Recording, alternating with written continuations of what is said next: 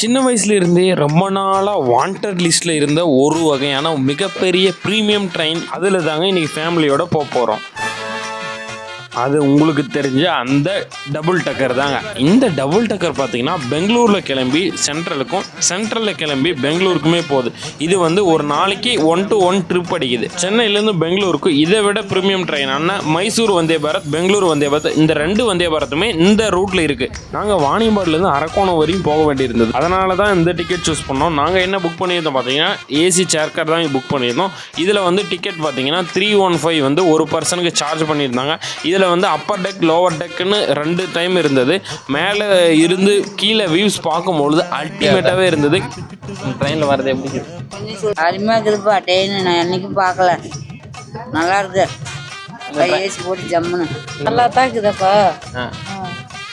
அரக்கோணம் போறீங்க double taker. எங்கள் ஃபேமிலியோட கமெண்ட்ஸ் எல்லாம் சூப்பராகவே இருந்தது. ரொம்ப பெருமையாக இருக்கு. கிட்டத்தட்ட சின்ன வயசுலேருந்து ஒரு கனவுனே சொல்லலாம். டபுள் டிக்கெட்டில் வரது. அடுத்த ப்ரீமியம் ட்ரெயின் வந்து வந்தே பாரத் தான். அதுவும் சீக்கிரமாக கவர் பண்ணிடலாம். பேரண்ட்ஸு போகணும்னு நினச்சது வந்து ஏசி ட்ரெயினில் ஒரு பெரிய விஷயமா நான் நினைக்கிறேன். இதுவே எனக்கு பெரிய விஷயமா.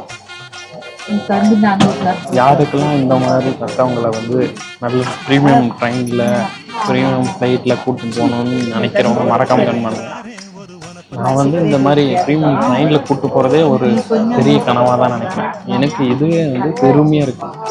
ப்ரீமியம் ட்ரெயினில் கூப்பிட்டு போகிறோம், அதுவும் டபுள் டக்கரில் கூப்பிட்டு போகிறோம், நம்ம பிடிச்ச ட்ரெயினில் போகிறோம் அப்படின்ட்டு பரவாயில்ல.